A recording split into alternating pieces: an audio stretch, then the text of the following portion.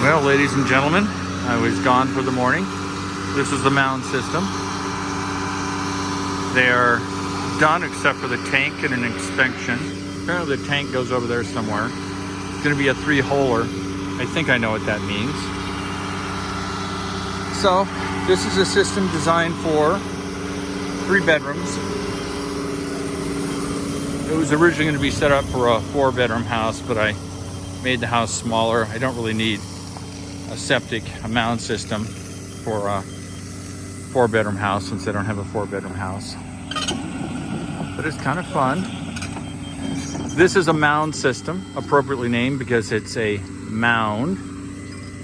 This is sort of the standard system you have in Wisconsin now. They're trying to keep any pollution from going into the groundwater, and obviously I am just covered in water around here. So it looks good. Talked to Terry, the guy doing the excavation. He was good enough to try to get the mound system as far away from the house as possible. These can be planted with wild flowers, which is cool.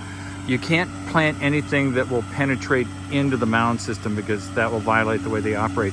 But you can take wildflowers that are like 6-8 inches tall and plant them on it. So it'll be a nice, pretty mound full of flowers and grasses. And then I'll be sitting over here because this is where you come out of the house. And so you'll be sitting here, and yeah, you'll see the mound system, but it'll be landscaped and it'll be all pretty and special and all that cool stuff.